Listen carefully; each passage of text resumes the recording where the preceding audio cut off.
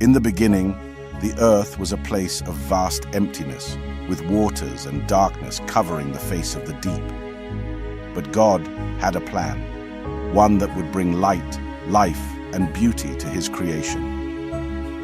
Out of the dust of the earth, he began to shape a figure, a man. God breathed into this figure, and life filled his being. This was Adam, the first man, created in God's own image, standing amidst the beauty of the newly formed Eden. Adam opened his eyes to a world vibrant with life, surrounded by rivers, plants, and the creatures God had already created. Adam marveled at the world around him, seeing lush trees with fruits of every color, gentle streams winding their way through soft grasses, and animals grazing peacefully. God had not only given him life, but had also granted him dominion over all living things. Adam named each creature, from the soaring birds to the crawling insects, each one as precious and unique as the next. Yet, there was still a void within him, a quiet longing for companionship.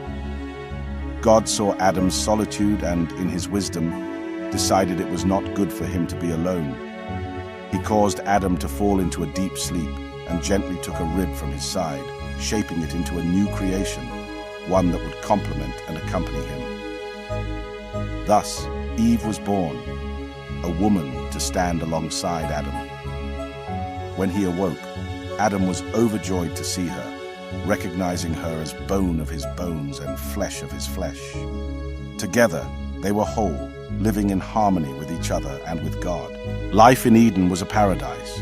The garden offered everything Adam and Eve needed, and they lived with a sense of peace, joy, and purpose. They explored the garden hand in hand, discovering its many wonders. They delighted in tasting the fruits from various trees, feeling the warm sunlight on their skin, and listening to the sounds of animals and birds, all of which became part of their daily lives. Their days were filled with learning, laughter, and love, with the presence of God felt in every breath. God spoke to them often, guiding them and teaching them about their purpose. He showed them the tree of life, the source of eternal life, and the tree of the knowledge of good and evil. With love, God instructed Adam and Eve to enjoy every part of Eden, but warned them to avoid the fruit of the tree of the knowledge of good and evil. To eat from it, God explained, would bring death, a concept Adam and Eve barely understood, as they only knew life and peace. Bound by trust and love, Adam and Eve obeyed God's words. They never questioned his instructions, believing wholeheartedly in his guidance. This life of obedience became a natural rhythm, and Eden flourished around them. Animals roamed freely, plants grew in abundance, and Adam and Eve cared for each other and the land. For them, Eden was not just a home, but a sacred gift, each day an opportunity to celebrate their existence and their relationship with their Creator. One day, as Eve wandered near the tree of the knowledge of good and evil, she noticed a serpent in the branches. This was no ordinary creature. It spoke with a voice as smooth as silk and as sharp as a thorn. The serpent questioned Eve, casting doubt on God's command. "Did God really say you must not eat from any tree in the garden?" it asked. Eve hesitated but replied, explaining that while they could eat from any tree, the fruit of this tree was forbidden, for it would bring death.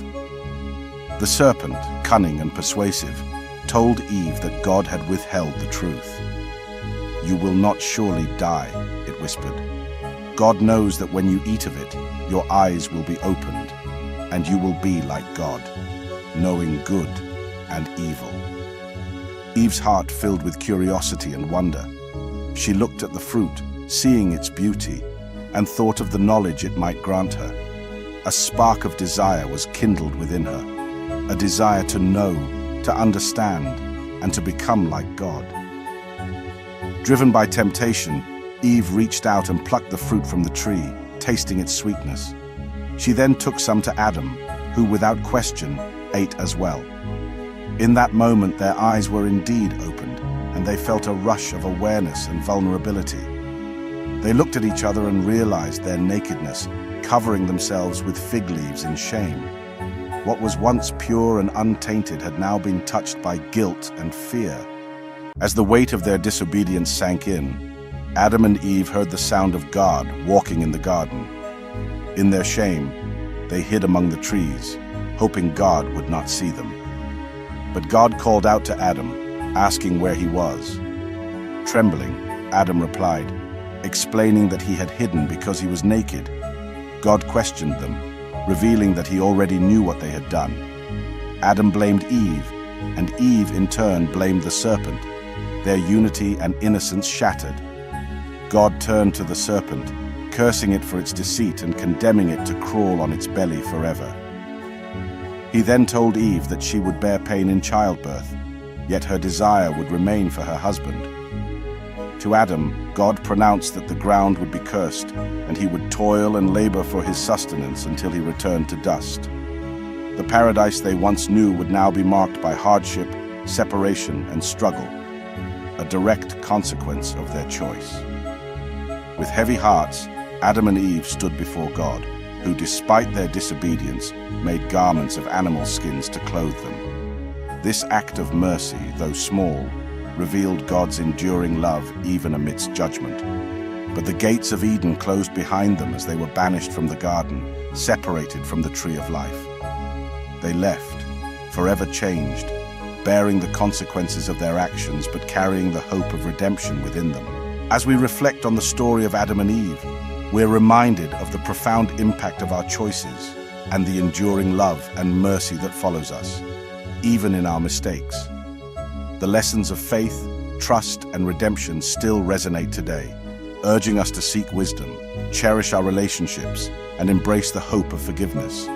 If this story has touched you, please consider sharing it with others, subscribing to our channel for more uplifting and thought-provoking content, and joining us on this journey of spiritual growth and inspiration.